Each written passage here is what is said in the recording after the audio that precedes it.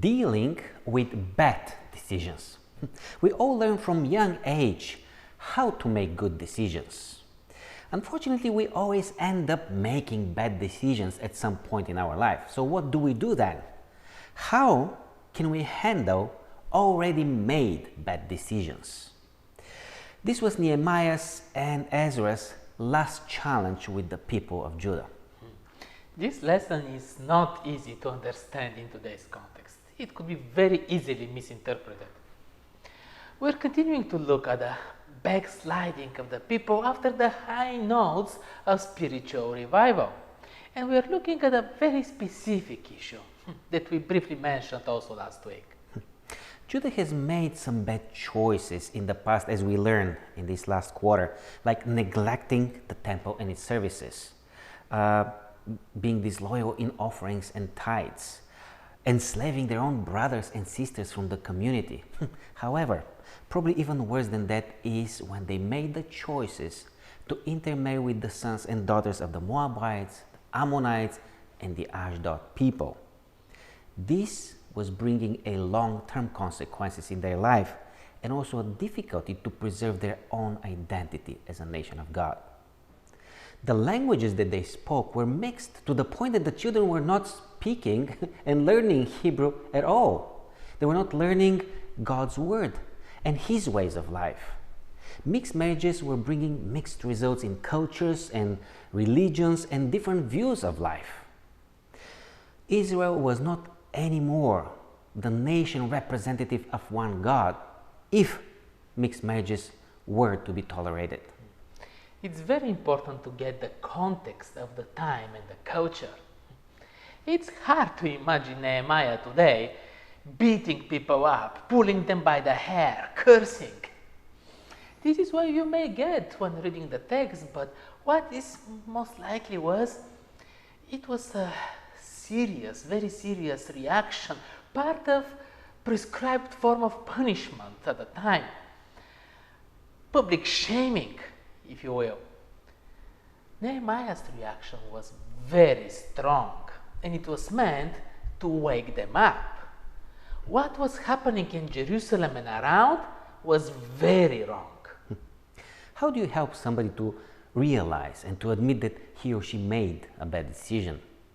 What Nehemiah did is he used a real example from the past history of Israel. One of the greatest leaders of Israel was Solomon. Not only for Israel, but he was very well known and well renounced in the whole ancient world. However, he also made some bad decisions in marrying women from different origins and different religions.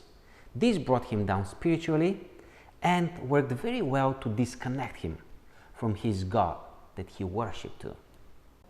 Now, as it was before the exile in Babylon, the people from Judah were entering into marriage relationship for life with pagan spouses.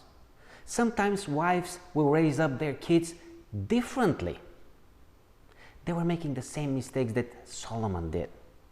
Does that mean that they couldn't marry foreign women and men, foreign spouses? Not necessarily.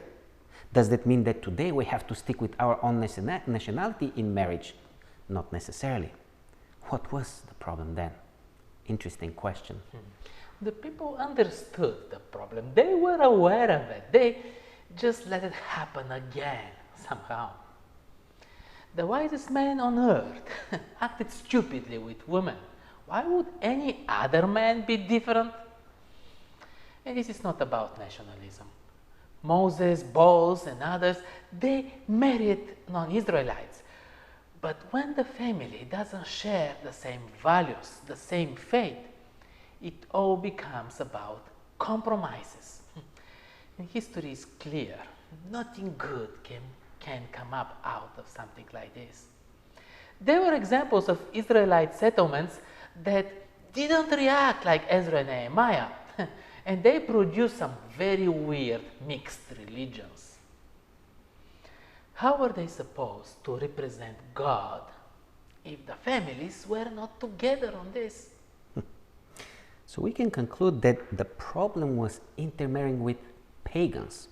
These were women and men with different religions, worshipping different gods and having different beliefs. There was no way that God's nation was going to be able to survive and to continue to carry its mission if they were to continue the same way. Finally, Ezra and Nehemiah took some measures that ended up gathering all the people in Jerusalem, and they took an oath to bring back all the men, women, and children to their land of origin. It was a corporate community decision. It was organized and executed by the elders of the families. It was done in the name of preserving the identity of a nation, worshiping the one living God. Very harsh decision, however necessary. It's interesting that they, the people, brought up the issue with Ezra in the first place. Then they came back to him with a decision for a solution. It was tough. And it's not about bailing out of responsibility or commitment. Every case had to be very carefully handled. But there are times when painful cuts have to be made. Once again, the people recommitted to God and dealt with some bad decisions. What about us today? How do we approach the choice of marrying a man or woman? Definitely the Bible encourages us to find a partner that has the same beliefs like us, lives his ways or her ways of life worshiping the same God like us. Making a choice that is just the opposite will be a harsh one to live through after. Having said that, for those who have found themselves living in a mixed faith marriage, God promises to empower them with strength to remain faithful, because our God is God of mercy and God of grace. But let's make it clear. This lesson is not marriage counseling. Nothing of what is depicted here with Ezra and Nehemiah is to be taken as something to replicate. It was a very special time and situation. It's also a very important and serious issue. May God lead us and help us when dealing with our decisions. We will be wrapping our study this quarter with our last lesson next week that is entitled Leaders in Israel.